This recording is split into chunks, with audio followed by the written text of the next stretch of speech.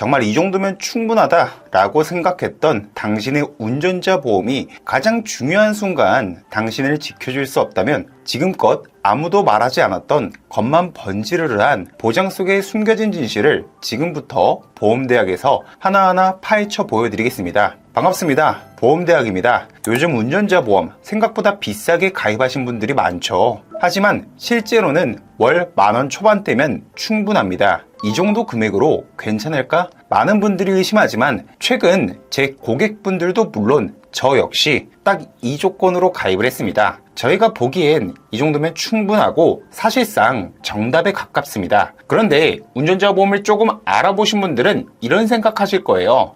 이거보다도 더 싸게 가입할 수 있던데? 네, 맞습니다. 전체 보험사를 비교해보면 제가 말씀드린 플랜이 가장 저렴한 상품은 아닙니다. 그런데 왜 굳이 저는 조금 더 비싼 플랜을 추천했을까요? 그리고 가격 차이를 넘어설 만큼의 스펙 차이, 그건 도대체 뭘까요? 정말 월 10,000원 정도면 충분한 대비가 되는 걸까요? 오늘 영상에서는 운전자 보험을 고민하시는 분들께 단순하게 가격이 싸다가 아니라 진짜 정답이 무엇인지 명확히 말씀을 드리겠습니다. 지금까지 유튜브 어디에서도 다르지 않았던 모르면 분명히 손해보는 핵심 포인트들, 오늘 이 시간에 확실하게 정리해 드리겠습니다. 그럼 궁금하신 분들은 끝까지 시청해 주시고요. 보시기 전에 구독과 좋아요 부탁드립니다. 이제 본격적으로 알아보시죠. 운전자 보험 과연 10,000원대로 충분한 걸까? 이 질문에 대해 답하려면 운전자 보험에 어떤 특약이 포함되어 있는지, 그리고 어떤 위험을 대비하는 보험인지부터 정확히 이해하셔야 합니다. 결국 이건 운전자 보험을 왜 가입해야 하는가에 대한 질문으로 이어집니다. 생각보다 많은 분들이 운전자 보험이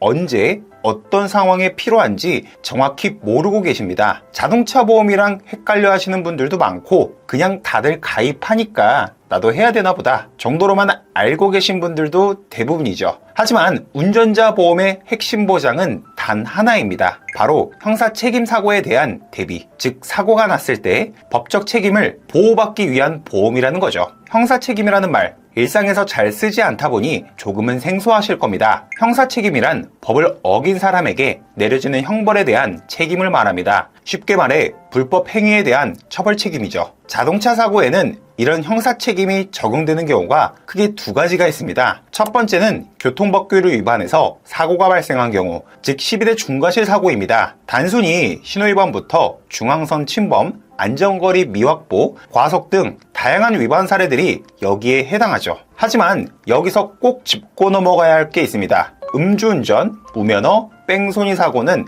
운전자 보험에서도 보장 대상이 아닙니다. 이 세 가지는 어떤 보험을 가입해도 예외 없이 보상에서 제외되는 점을 꼭 기억하셔야 합니다. 그리고 두 번째는 사망사고 또는 피해자가 크게 다치는 중상해 사고입니다. 이건 단순히 교통사고와는 차원이 다른데요. 인명피해가 발생한 사고라 민사적인 보상만으로 끝나지 않고 형사책임이 함께 따라붙습니다. 교통사고 처리 특례법 제4조에 의하면 사망이나 중상해 사고의 경우에는 피해자의 합의 여부와 상관없이 형사처벌이 가능합니다. 그렇다면 자동차 사고가 이렇게 형사사건으로 넘어가게 되면 운전자는 어떤 상황에 놓이게 되는 것일까요? 예를 들어 볼게요. 중앙선을 침범해서 반대 차량과 충돌했다고 가정해 보겠습니다. 이때 발생한 차량 파손 수리비, 피해자의 병원비, 합의금 등은 모두 자동차 보험에서 보상이 됩니다. 즉 사고로 인한 경제적 피해 자체는 자동차 보험으로 커버가 됩니다. 여기까지만 보면 운전자 보험이 왜 필요한지 감이 잘 안 오실 수도 있을 겁니다. 하지만 중앙선 침범 사고는 명백한 12대 중과실에 해당합니다.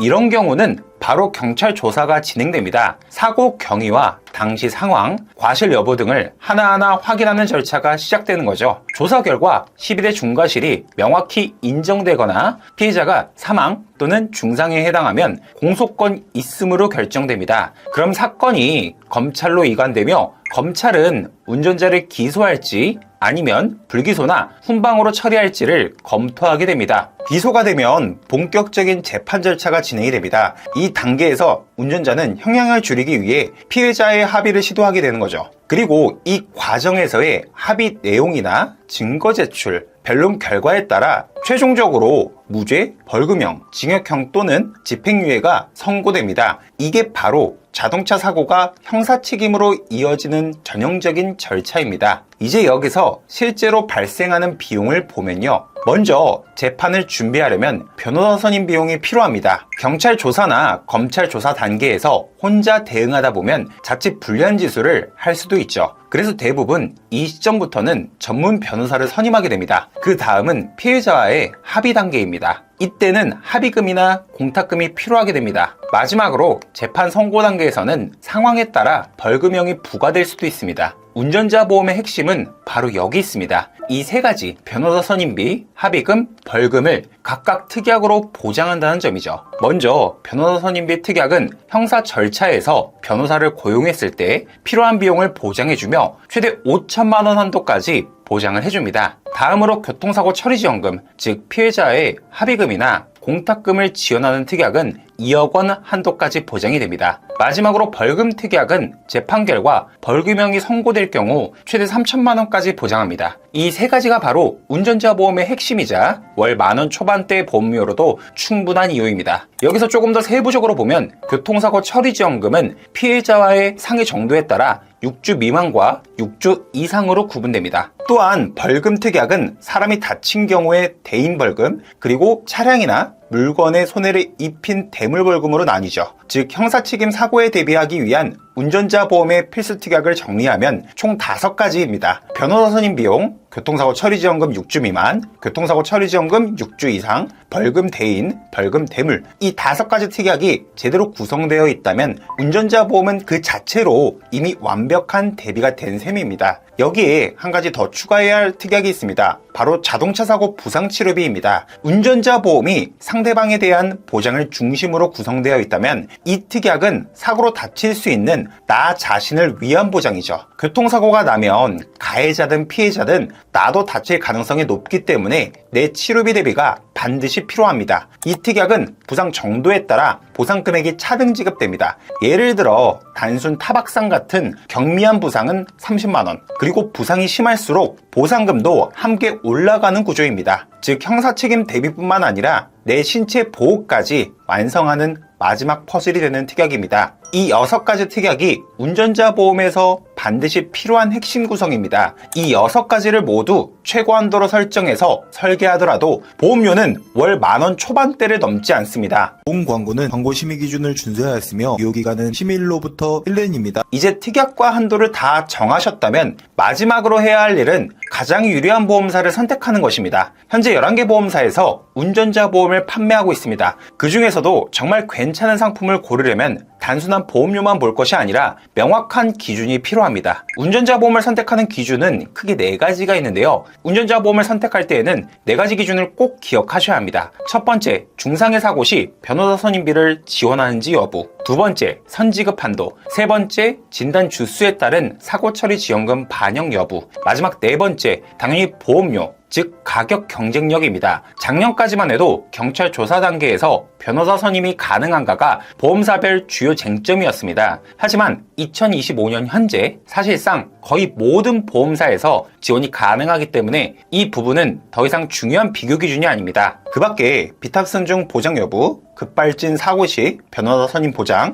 민사소송, 법률비용 포함 여부 같은 항목들도 있기는 하지만 이런 부분들은 실제 보장 수준이나 보험료에 큰 영향을 주는 요소가 아닙니다. 따라서 상품을 선택할 때 굳이 신경 쓰지 않아도 되는 세부 옵션입니다. 자, 그럼 이제 하나씩 한번 살펴보겠습니다. 첫 번째 기준, 바로 중상해 사고 시 변호사 선임비 지원 여부입니다. 약관을 보면 변호사 선임비가 적용되는 지급 범위가 명시되어 있는데요. 대부분의 보험사 약관에는 일반 교통사고 중 상해 등급 1급, 2급, 3급 이외에 사고에 대해 보상한다, 이렇게 적혀져 있습니다. 즉 이 말은 곧 12대 중과실 사고는 아니면서 피해자의 상해가 1에서 3급 중상해에 해당하는 경우 오히려 변호사 선임비가 지급되지 않을 수도 있다는 뜻입니다. 이 약관을 보면 1급, 2급, 3급이 변호사 선임비에서 보상이 되고 있지만 어떤 회사는 보상 대상에서 제외되는 경우도 있습니다. 즉 같은 운전자 보험이라도 중상해 사고 시 변호사 선임비를 지원하는 회사와 그렇지 않은 회사가 명확하게 나뉜다는 것이죠. 실제 상담을 하다 보면 중과실이 아닌 상황에서도 중상의 사고로 이어지는 사례들이 꽤 많습니다. 예를 들어 도로에 갑자기 난입한 보행자, 어두운 주차장 진입로에서 취객과 충돌 같은 경우들이죠. 이런 사고는 대부분 차 대 사람 사고로 분류되는데, 이때는 사고 정황과 진술의 사건의 방향을 완전히 바꿔놓을 만큼 중요합니다. 그렇기 때문에 변호사의 역할이 결정적입니다. 하지만 정작 이런 중요한 순간에 변호사 선임비가 약관 적용 대상이 아니라면 정말 안타까운 일이겠죠. 현재 11개 보험사 중 2개의 회사가 중상해 시 변호사 지원이 안 됩니다. 가격이 아무리 저렴해도 이 회사들은 제외를 해야겠죠. 두 번째 기준은 바로 선지급 한도입니다. 운전자 보험은 기본적으로 비용이 먼저 지출이 되고 그 후에 영수증 등의 증빙 자료를 제출해 청구하는 실손보상의 방식입니다. 즉 내가 먼저 돈을 써야 하고 며칠 뒤에 보험금이 들어오는 구조죠. 그런데 만약 사고로 피해자와의 합의를 해야 해서 공탁금을 걸어야 되는데 당장에 돈이 없으면 어떻게 될까요? 돈이 없으니 공탁금을 안 걸겠다, 이럴 수는 없습니다. 결국 어딘가엔 급하게 돈을 빌려야 하는 상황이 생깁니다. 은행에서 빌리면 이자와 중도 상환 수수료가 붙고 지인에게 부탁하면 마음이 무겁죠. 이미 교통사고로 정신이 없었을 때 돈 문제까지 겹치게 되면 부담은 훨씬 커집니다. 그래서 이런 상황에서도 꼭 필요한 게 바로 선지급 한도입니다. 보험사에서 일정 금액을 먼저 지급해주는 구조가 있느냐 없느냐, 이게 실제로는 체감 차이를 크게 만듭니다. 이런 상황을 대비하기 위해서 마련된 게 바로 선지급 제도입니다. 즉 실제로 비용을 아직 지불하지 않았더라도 변호사 계약서나 합의서 같은 서류만 있으면 일부 금액을 먼저 청구할 수 있는 구조죠. 예를 들어 변호사 선임비 선지급 비율이 50%라고 가정을 해보겠습니다. 내가 변호사와 2천만 원의 계약을 맺었다면 그 계약서만 제출해도 1천만 원을 선지급 받을 수 있습니다. 이 제도가 있으면 사고 직후 자금 부담을 크게 줄일 수 있습니다. 그래서 운전자 보험을 비교할 때에는 선지급 비율이 얼마나 되는지, 그리고 최대 한도가 얼마인지를 꼭 확인하셔야 합니다. 물론 이 한도는 높을수록 유리합니다. 각 특약들의 선지급 비율을 살펴보면 여기서 생소한 단어가 하나 등장합니다. 바로 공탁금이죠. 공탁금은 피해자가 합의를 거부했을 때 운전자가 배상의 의지를 증명하기 위해 법원에 맡겨두는 금액입니다. 형사 합의금과 동일하게 교통사고 처리지원금 특약에서 지원되는 항목입니다. 현재 공탁금 선지급 기준이 가장 높은 곳은 최대 1억 4천만 원 한도 내에서 100% 지원이 가능하고요. 변호사 선임비 역시 최대 3,500만 원 한도로 100% 선지급을 보장해주는 회사도 있습니다. 또한 벌금 특약은 대부분의 보험사에서 선지급이 기본적으로 적용되고 있습니다. 결론적으로 운전자 보험을 선택할 때에는 이 선지급 한도가 얼마나 넉넉한지가 핵심 포인트입니다. 실제 비교 결과 H보험사와 J보험사가 현재 가장 높은 선지급 한도를 제공하고 있습니다. 세 번째 기준은 진단주수 추가 시 사고 처리 지원금 한도 반영 여부입니다. 개인적으로 저는 이 부분이 가장 중요한 포인트라고 생각을 합니다. 예를 들어 볼게요. 중앙선을 침범해서 사고가 났고 피해자의 왼쪽 다리가 절단되는 중상의 사고가 발생했다고 가정해 보겠습니다. 처음 피해자는 병원에서 20주 진단을 받았습니다. 하지만 다리가 절단된 상황에서 20주로 끝날 리가 없죠. 결국 입원 기간이 34주까지 늘어났습니다. 약관을 보면 진단 주수가 30주 이상이면 피해자는 최대 2억 원의 형사합의금을 요구할 수도 있습니다. 그런데 문제는 여기서 끝나지 않는데요. 그럼 2억 원을 전액 다 받을 수 있을까? 그렇지 못할 가능성이 높습니다. 이 상품의 약관 지급 사유로 보면 피해자가 진단받은 경우로만 명시되어 있습니다. 이렇게 표현되어 있으면 추가 진단이 나오더라도 인정되지 않고 최초 진단일 기준으로만 보상이 이루어질 가능성이 높습니다. 그렇게 되면 진단 주수가 30주 이상이더라도 약관상 최대 1억 원까지만 보상되는 상황이 생기게 되는 거죠. 결국 나머지 합의금은 운전자가 직접 부담해야 합니다. 물론 이 조항이 모든 회사에 똑같이 적용되는 건 아닙니다. 같은 문구라도 실제로는 추가 진단을 인정해주는 회사들도 있습니다. 그래서 운전자 보험을 비교할 때에는 이 부분을 반드시 약관 단위로 확인해야 합니다. 하지만 이런 문제들이 생각보다 많이 발생해서일까요? 이런 문제점을 반영해서 약관을 수정한 회사들이 몇몇 있는데요. 이런 문제가 생각보다 자주 발생하다 보니 최근에는 이를 보완한 약관을 내놓은 보험사들도 있습니다. 이 회사들의 약관을 보면 최초 진단 이후 추가 진단이 있을 경우 진단일을 합산해서 적용한다 라고 명시가 되어 있습니다. 즉 피해자가 처음 20주 진단을 받고 추가로 14주가 늘어나면 최종 진단주 수인 34주 기준으로 보상 한도가 산정되는 것이죠. 이건 실질적으로 피해자의 상황을 제대로 반영하는 가장 합리적인 구조라고 볼 수 있습니다. 현재 11개 보험사 중에서 단 4개 보험사만 이 추가 진단을 인정하고 있습니다. 가격 차이가 크다면 고려해 볼 여지가 있지만 보장 구조나 특약 조건이 비슷하다면 당연히 이 4개 보험사 중 하나를 선택하는 게 맞습니다. 결국 운전자 보험은 단순하게 보험료만 볼 것이 아니라 약관의 세부 문구가 실제 사고 시 얼마나 활용할 수 있느냐, 이게 핵심입니다. 이 모든 기준을 종합적으로 비교해보면 어떤 회사가 가장 합리적인지 이제 명확히 판단하실 수 있을 겁니다. 지금까지의 기준을 모두 종합해보면 선지급 한도 공탁금, 변호사 선임비, 벌금 이 3가지 항목에서 최고 구간을 보장하고 중상해 사고 시 변호사 선임비 지원, 그리고 추가 진단 시 약관 반영까지